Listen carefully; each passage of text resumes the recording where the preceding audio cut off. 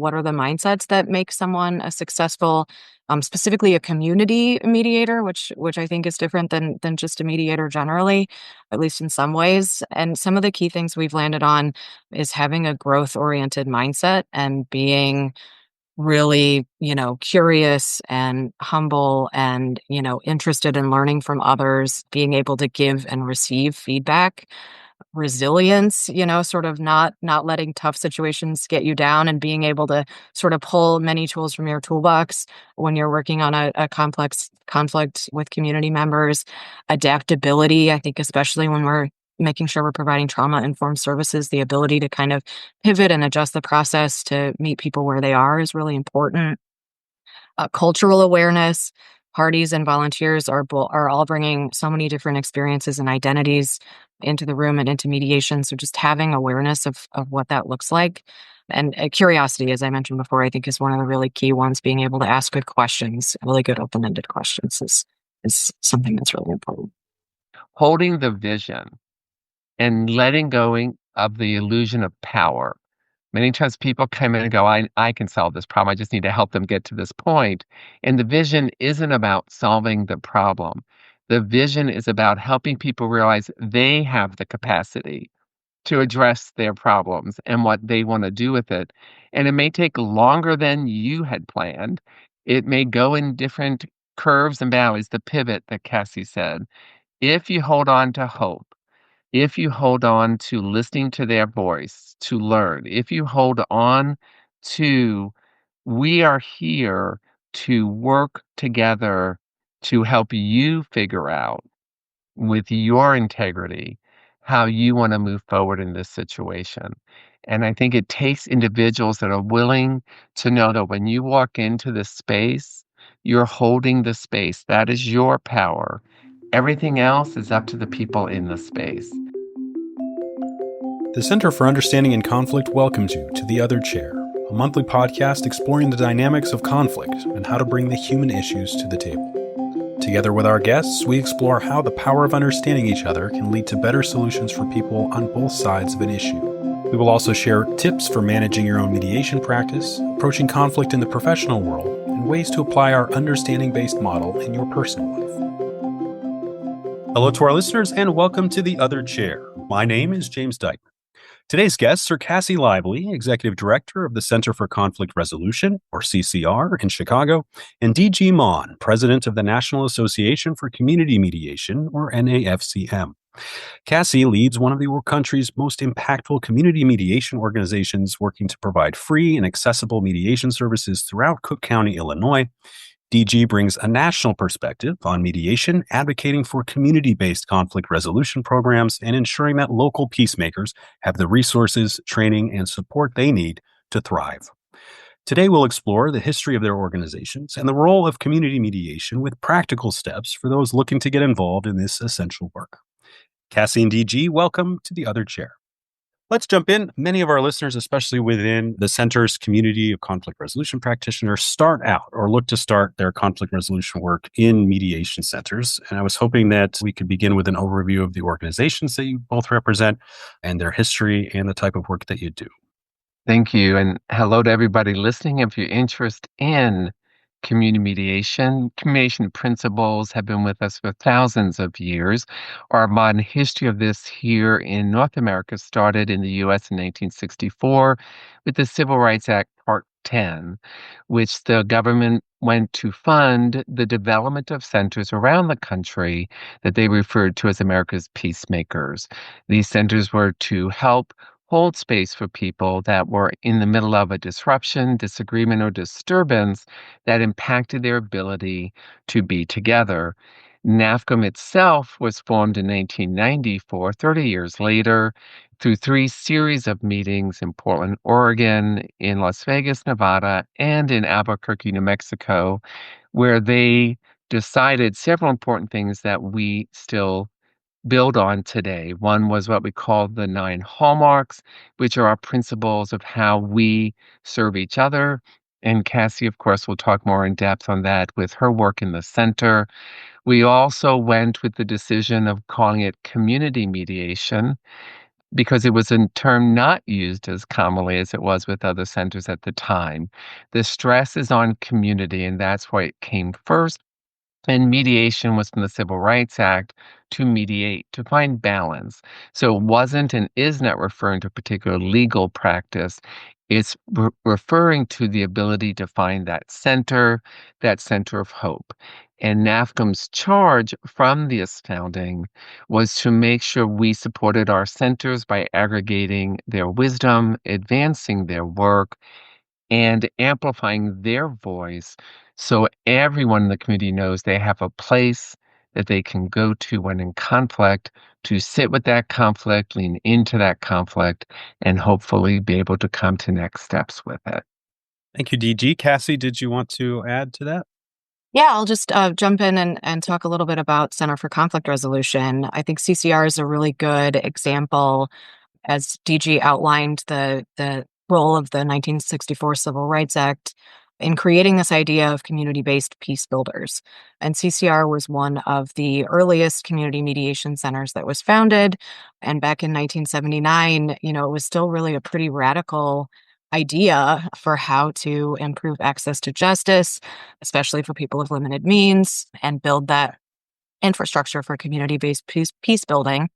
And we had to spend a lot of time, CCR's founders had to spend a lot of time sort of pushing back and gaining acceptance, especially from the legal community that was really skeptical about something like mediation taking away their business, and just sort of really developing an understanding of the separate role and value that mediation could bring. And so, if I understand the two of you correctly, and I wasn't previously aware of this, and I wonder how many of our listeners may not have been either, that the common understanding of community mediation as a practice really has its roots in the civil rights movement and began at the community level and then kind of grew into interacting with the courts, finding representation and access to these services. I know that our listeners, and I promise there's a question in there, the center was the Center for Understanding in Conflict, and the understanding-based model that we advocate began its development in the late 70s. And this was happening right at this crossroads where this very novel approach to conflict outside of the traditional legal realm was coming into focus. And so can you talk a little bit more about the roots of the civil rights movement and how that translated into what later became community mediation work? Certainly, the roots of the civil rights movement was looking at a time in which justice system wasn't just and was only just for certain people. And so the Civil Rights Act, Part 10, was how do we expand that ground so individuals, organizations, communities can have their own path to justice, their own path to peace among each other, to engage better with each other. And so the federal government, the US federal government, first with the Nixon administration, funded the establishment of these community-based centers. The only thing they were asked to do was to stay within the frame of the law. As far as anything else was concerned, you went to the person who could hold the space the best. You went to the person the community trusted the best.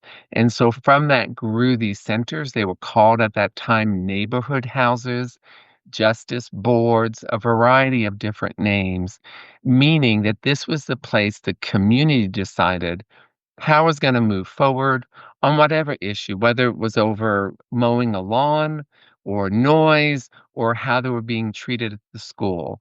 So all those things anchored in the community, developed by the community, and then for the governments, whether it be county or city, they would report how things got resolved, what that resolution was of it, and the city would then accept it or the county would accept it. And so it was something that allowed the justice system to be experienced by everyone who was in conflict and being led by those in conflict. So those in conflict decided, what are we going to do here?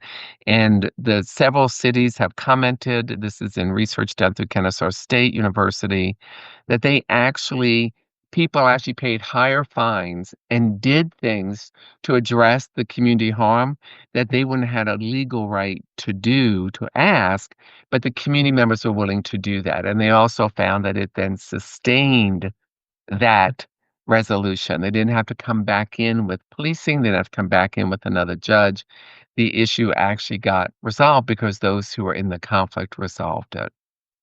Was there a particular approach that was taken in those early days? For example, I know that one of the more common is shuttle mediation, where an individual kind of runs back and forth between two parties, where volunteers or community mediators essentially adjudicating an issue for two people or two parties in conflict in lieu of the courts. What was that initial approach like?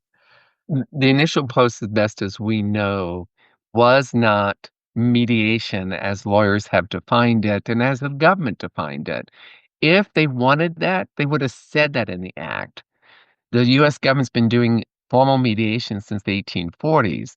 They know what they're doing. They didn't use that term. They used the term to mediate. And so many of these groups use what we now call today facilitated dialogues, restorative justice circles, coaching, if you will, of really helping listen to people and say, have you tried this?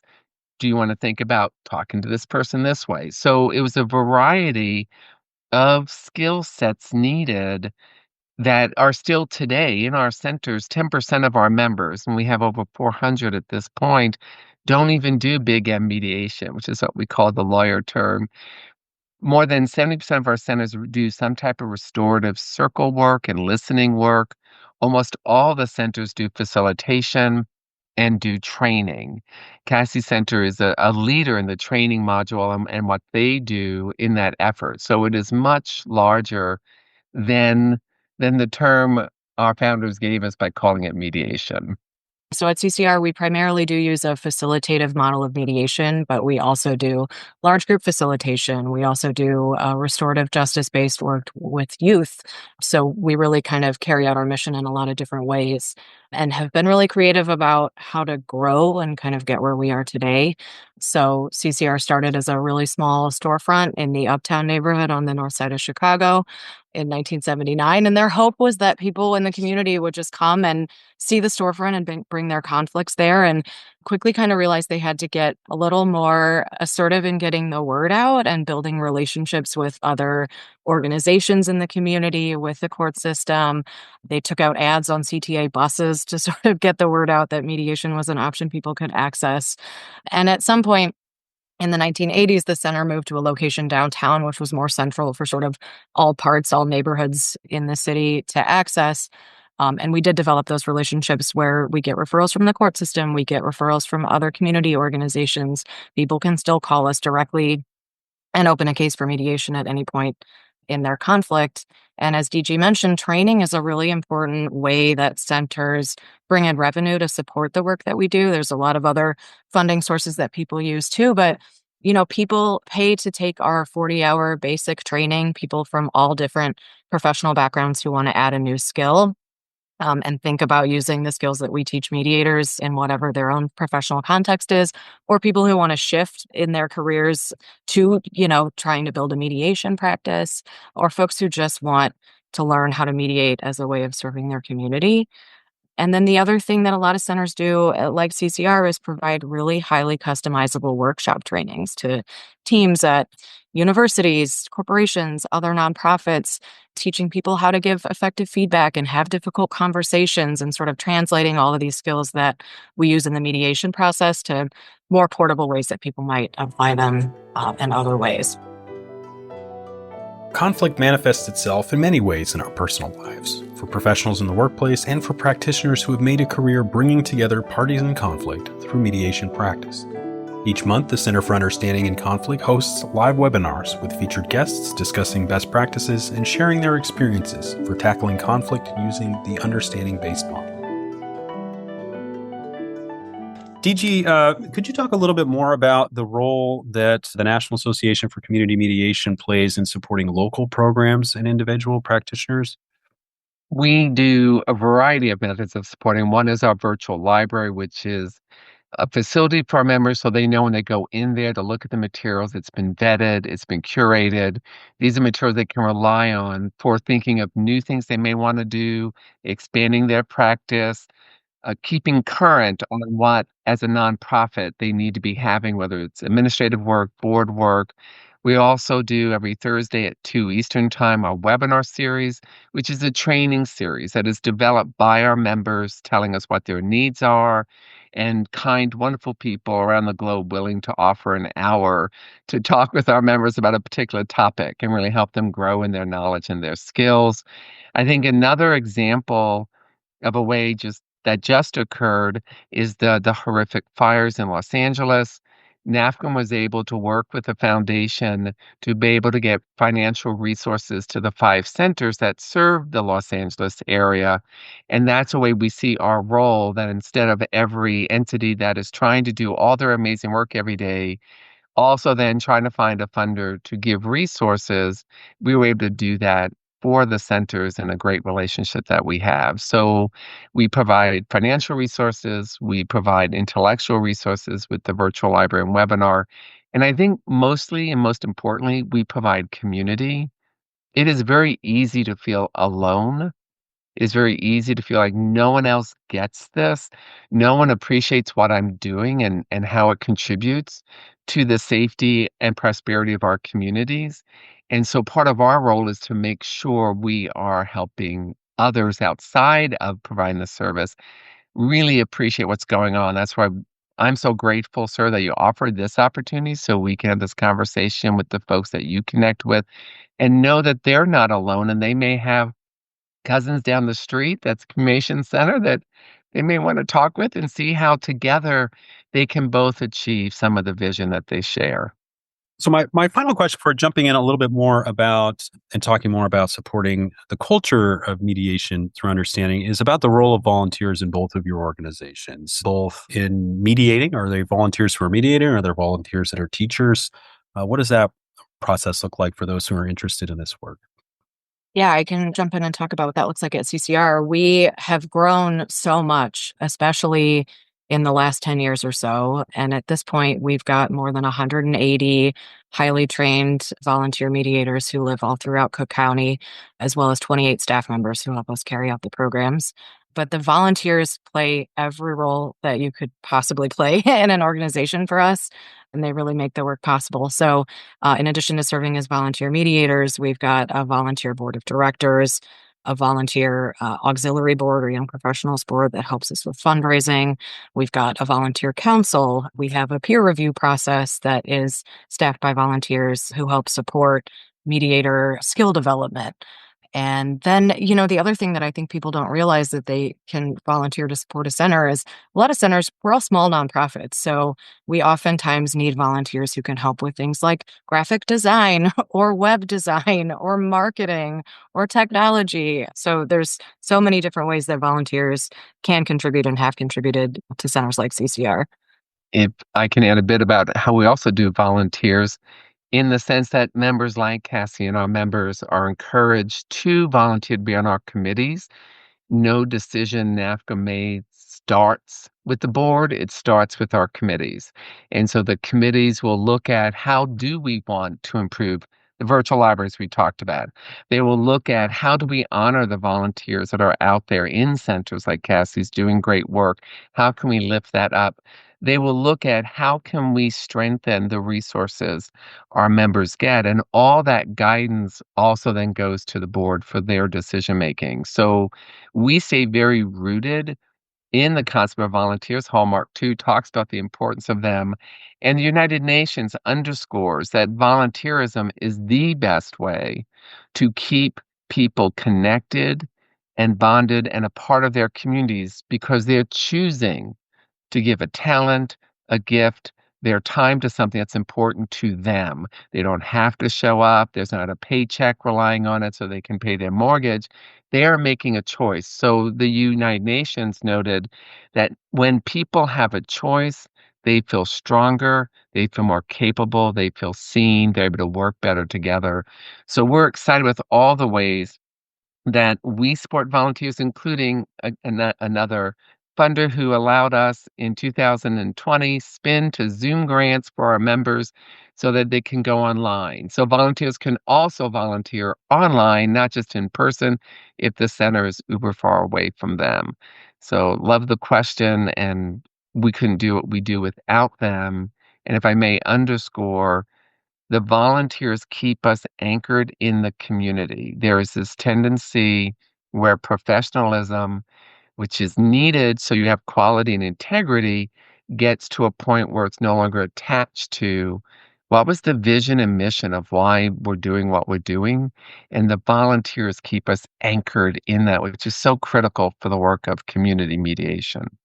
I think the other really key thing to kind of build on that, DG, is our volunteers find it so meaningful to participate in building the next generation of new mediators. And so we've got volunteers we have staff members who lead our 40-hour training, but the heart of the training is simulations where learning mediators get to practice and they work with a coach in all of those simulations. And those are all volunteers for us who have their own really rich experience in mediation, who come from all different parts of the county that we serve. And one of the great benefits of how we do the training is that over the course of that 40 hours, each participant is going to work with at least 6 different coaches who are all going to bring different perspective and different skills and tips for learning mediators.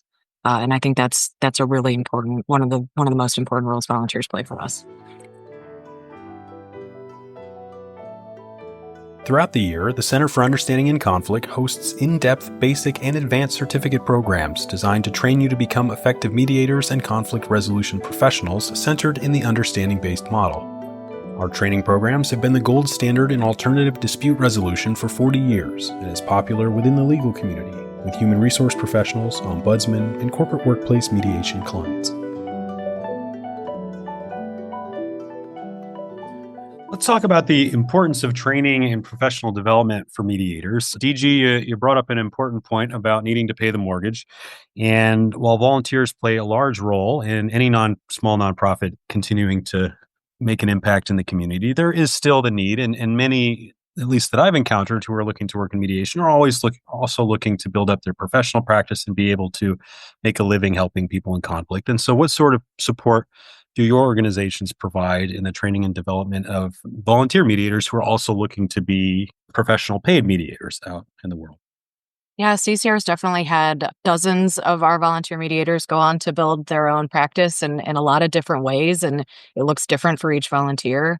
But for most of the people who are taking our training, it feels like just a new way to maybe build on skills that they have already used in other ways in their career, and then also to add totally new tools to their toolbox. And so one of the things that's really cool to see is the different ways of practicing the skills in privately and still as volunteers that a lot of our mediators do.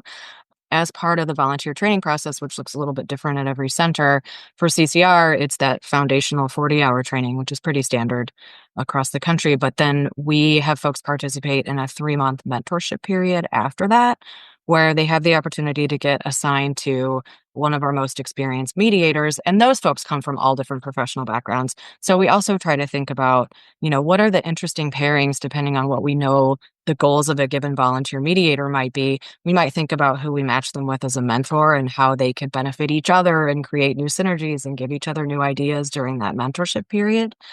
The mentorship is really important because the learning mediators at that point get to observe real cases. They get to do additional simulated mediations.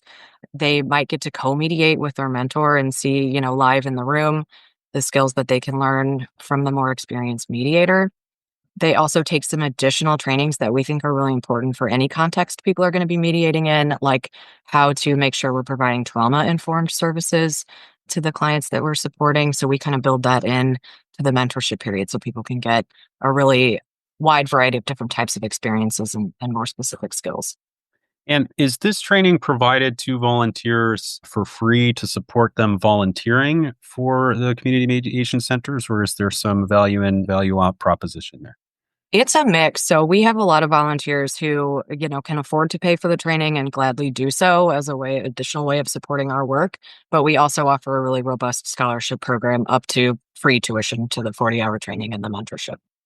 I did want to add that we hope we add some value to that as well through the webinars I had mentioned, which is on demand at any time. And a lot of our centers will use those webinars for some of their ongoing training with their volunteers, not just at 2 p.m. on Thursdays Eastern Time, but whenever their volunteers meet together. So we also have a booklet that people can download online that highlights some of the premier training centers around the country that mix and are embedded in community mediation.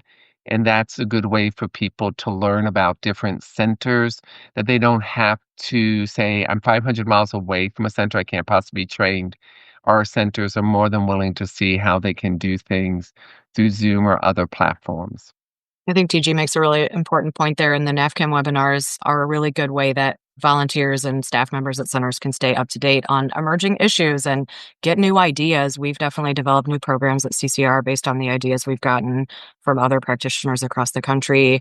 We also provide our own, internal regular continuing education events for volunteers where we try to help people broaden the perspective. And, we use a facilitated mediation model at CCR, but we bring in speakers and other folks from across the country who practice conflict resolution in many different ways. We think it's important for people to have that broad perspective. So I have a question for you that I think will be of particular interest to many in our community. The Center for Understanding Conflict also trains teachers to go out and teach conflict resolution and mediation skills in a variety of ways, some of them traditional, some of them non-traditional.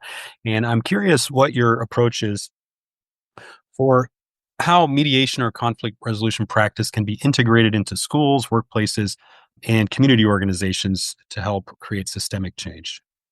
Cassie does that wonderfully. Something we've been testing is called the School District Community Toolbox, which is really working with and helping school districts use a toolbox which is filled with a variety of processes from influencer matrices to how to hold a listening session to how to really do community-wide planning in a way that isn't perfunctory, if you will. And what we have found in that testing is how different and how powerful it's been for our school districts, not just to learn how to embed conflict resolution skills in. Many already do peer mediation programs or sort of circle programs, but also how to connect better with their own districts. And I'll give a very brief example of one that had learned that they have a huge Latino population, so they started doing everything into Spanish, but still found that parents weren't responding, people were not responding. So they used this process to realize that a significant minority, but a significant minority number of their English speaking parents did not read at a very high level. And so the material that their students would bring home, they had no idea. And because the school district had audio for Latin, for Spanish, but none for English, felt even more marginalized by the school system. So the school system had a simple fix. Let's start doing audio in English as well. That came out of this process of the school district community toolbox, which started with 6 communication centers that came to NAFCM and said, we have an issue with our school boards, with our school districts. What can we do? We worked with living room conversations. We found some foundations and was able to test this amazing toolbox that is now ready for, and it's on the calls on the streets. If any of your members are interested, for people to become training of trainers of that school box so they can use it themselves and do some really good work in embedding conflict resolution skills in the practice of the school district. In Chicago, we've got an example where we work really closely with a community gardening organization who has written us into their rules. And so, if someone's got a conflict over someone encroaching on their garden patch or, how they're using the tools in the garden or anything like that, and we've trained their staff and volunteers as a frontline, but if they aren't able to resolve it internally using that training, they come to us for mediation, and we do ongoing mediation and facilitation and training work with that organization to try to fully embed conflict resolution principles and the use of mediation into handling conflict there. We also are part of a lot of other organizations who have really tried to change the way the youth criminal justice system operates here in Cook County and really focus on diverting kids away from being prosecuted for a lot of different crimes and instead finding ways to connect them to restorative-based processes, of which mediation is a really important one. And I've seen, personally the transformational effect that has on kids and their families who participate and who, can have a conversation where they can learn from the other person. Maybe they graffitied a garage, and when they were doing that, they don't think about the impact they're having on the other person. And when they can sit down and have a conversation and explain what was happening for them, it's such a more powerful learning experience than it is to have someone, a judge or anyone else, tell them they were wrong and here's their punishment. They can participate in thinking through what happened and what their impact is and how they might change that going forward. And it's transformational.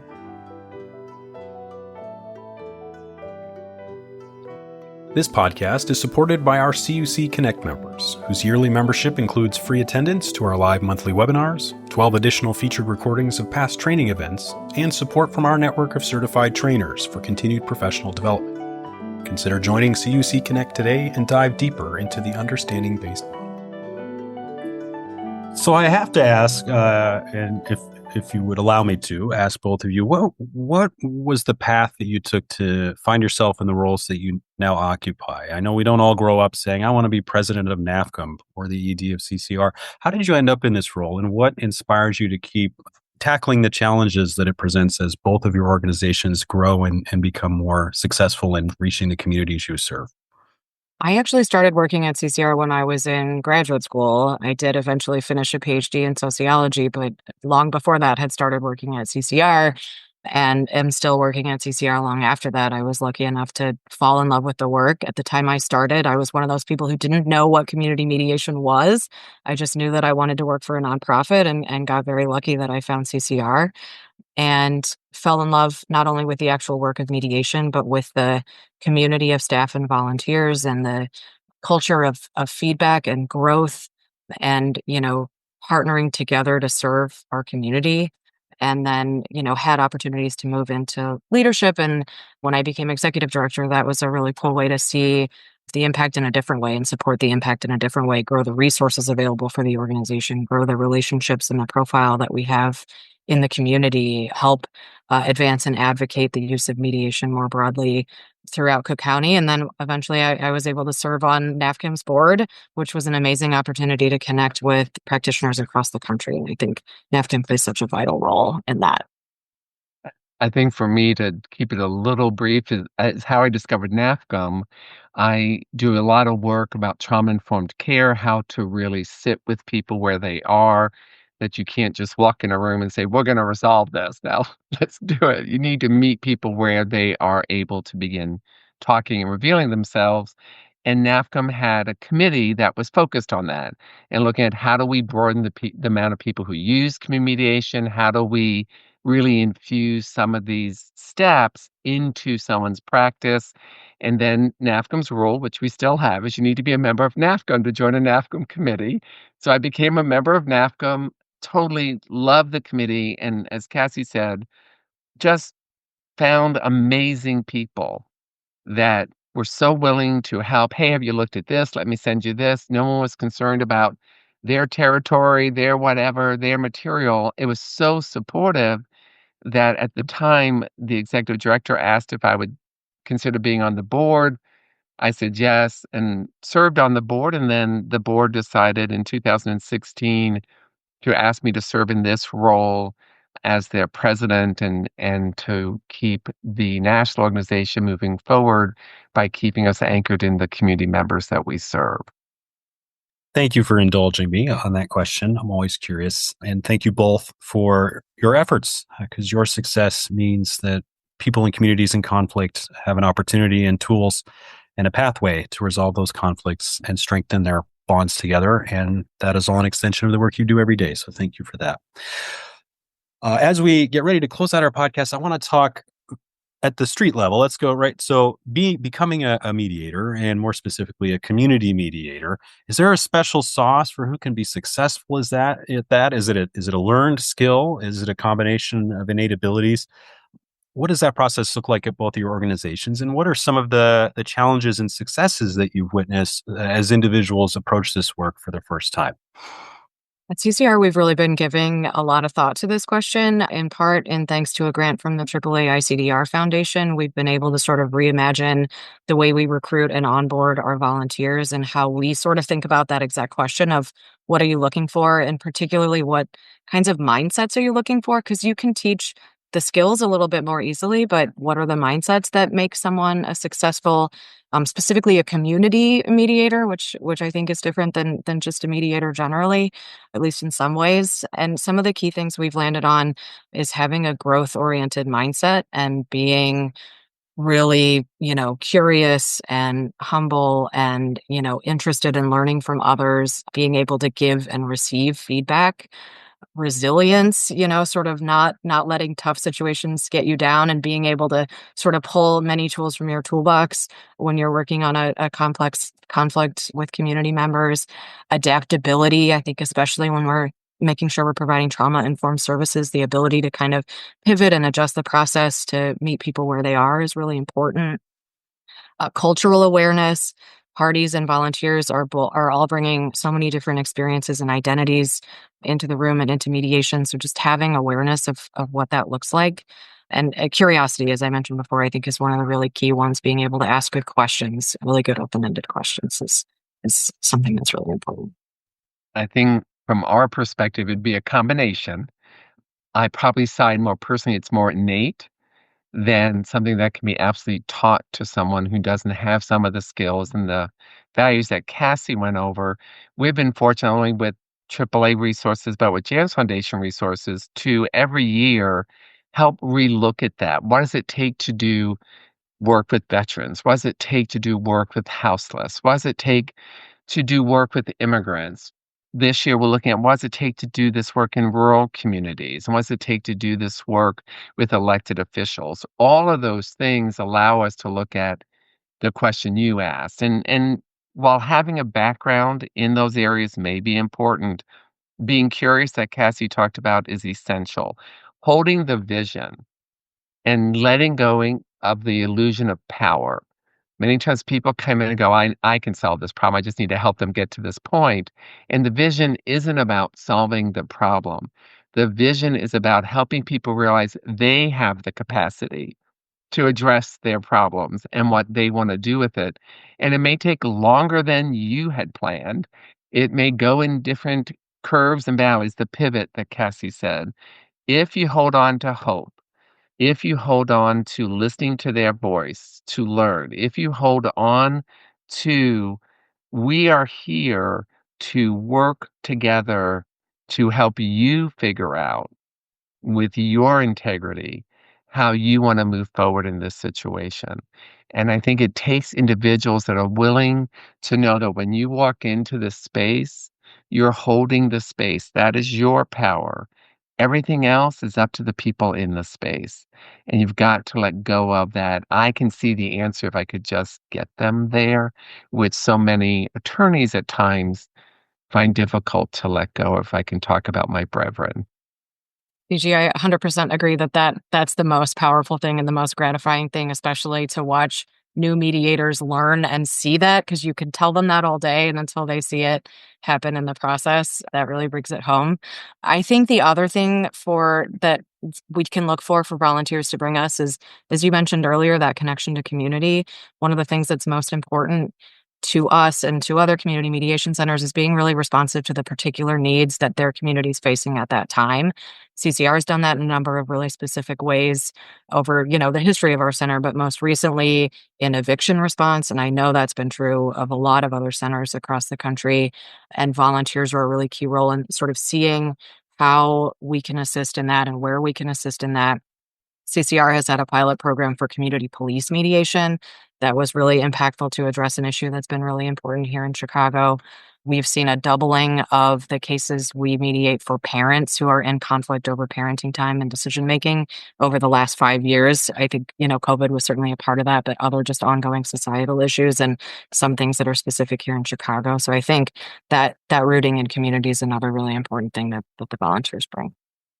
Well, thank you both, Cassie and DG, for being here today. And before we say goodbye, I just want to give you an opportunity if there's anything else that you would like to add for our listeners out there. I would simply like to add that thank you for this opportunity and thank you for the work you're doing, getting to know some of the understanding, the principles where you and the people you work with, how they lean in is so connected to our work that I'm thrilled that we're able to make this connection and able to lift up what you're doing and see if they have local centers near them, if they want to see about getting together and what can they do together. And to always know that NAFCM is here. It's a broad community of caring individuals that really want to be a part of a system that is more just, a system that is more open to everybody, and a system that really can help create that sense of peace, which happens when we feel safe and when we feel seen. I would echo the thanks for the opportunity and the encouragement for folks who are interested in getting involved to reach out to their local center. CCR's got applications for volunteers open now and on a rolling basis. We do 2 cohorts of volunteer training each year. And I think if people are, especially in this moment, looking for a way to serve their community, there's not a better way to do it. Well, Cassie and DG, thank you both for sharing your insights today and for your dedication to making conflict resolution more accessible and impactful across communities. Cassie Lively is the Executive Director of the Center for Conflict Resolution, CCR, in Chicago, and DG Mawn is the President of the National Association for Community Mediation, NAFCM or NAFCM. If you'd like to learn more about their work, you can visit nafcm.org and ccrchicago.org.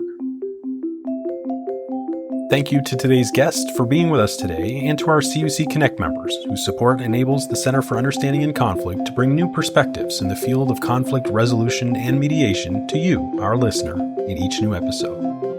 You can find out more about today's episode, along with full interviews and additional information about conflict resolution and mediation using the understanding-based model at www.understandinginconflict.org.